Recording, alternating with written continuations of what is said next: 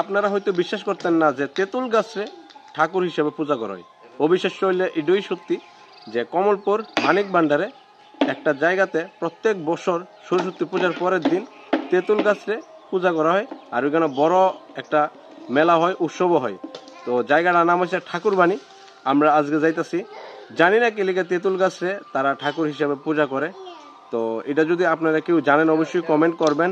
আর আমরা যাইতেছি এই মেলাতে, আপনারা অবশ্যই দেখেন ব্লগটা, আশা করি ভালোই লাগবে। আজকে আমি আছি কমলপুর ঠাকুরবাণীতে একটা উৎসবে।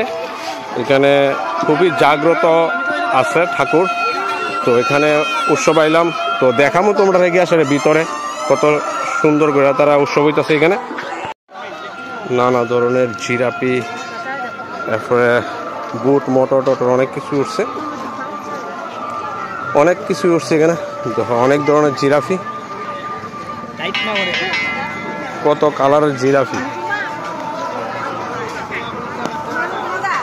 দেখো অনেক জিনিসপত্র আছে। এই যে দেখো,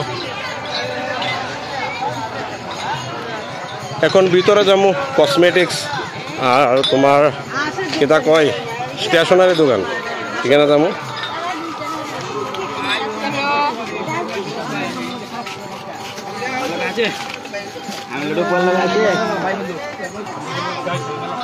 পুতুল টুতুল উঠছে, এই যে স্টেশনারি দোকান, গ্রহরত্ন, আংটি, গীতা, মকর সকর।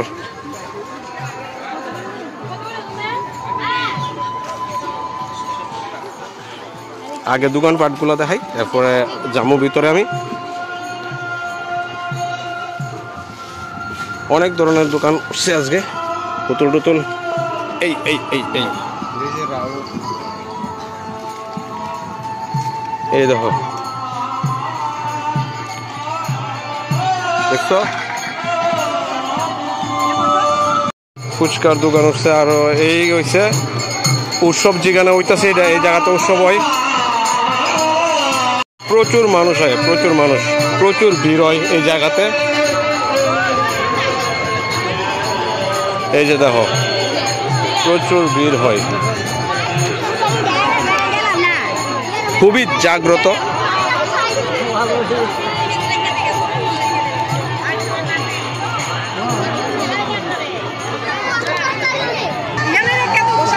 এখানে লুট দেওয়া হইতেছে।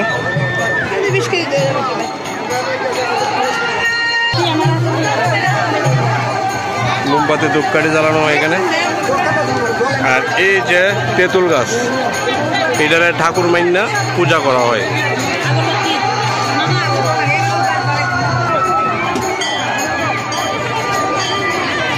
খুবই জাগ্রত, কিন্তু প্রত্যেক বছর একবার হয় সরস্বতী পূজার পরের দিন।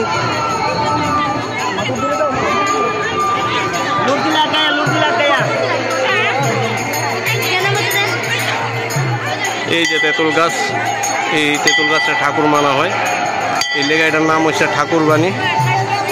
এটার একটা বহুত বড় কাহিনী আছে। সরস্বতী পূজার পরের দিনও হয় এই কীর্তনটা। গতকালকে সরস্বতী পূজা গেছে 3 তারিখ, আজকে 4 তারিখ এই উৎসবটা। প্রচুর দূরে দূরত্ব মানুষ হয়, আর মানুষে করলে এখানে সাকসেস হয়, সফল হয়।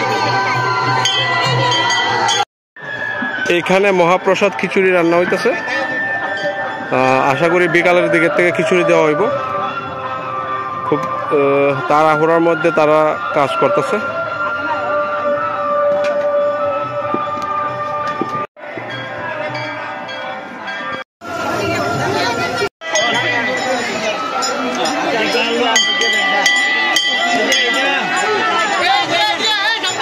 জিরাফি, মাছের জিরাফি দেখছো কত ভিড়। আমি দুপুর বেলায় গেছিলাম, তখন একটু কমই আসলো ভিড়, এখন বাড়ছে ভিড়। দুপুর বলতে সকালের দিকে আইছিলাম, তখন ভিড় কম আসছিল। দুপুর 2টার দিকে ভিড় বাড়ছে, এখনো ভিড় আছে প্রচুর। সকালবেলার ভিড় আর ওখানের ভিড় তুলনামূলকভাবে দেখলে বোঝা যায়। সকালে যে সময় ছিলাম তো অনেক মানুষই আসছিল না।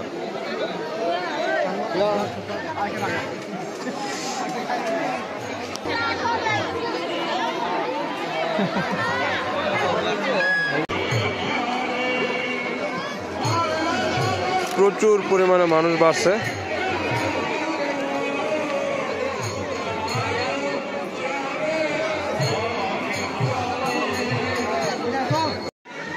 খিচুড়ি দেওয়া চলতেছে, রাত্র প্রায় 9টা বাজতেছে, এখনো খিচুড়ি দেওয়া চলতেছে। আমিও খিচুড়ি খাবো একটু পরেই।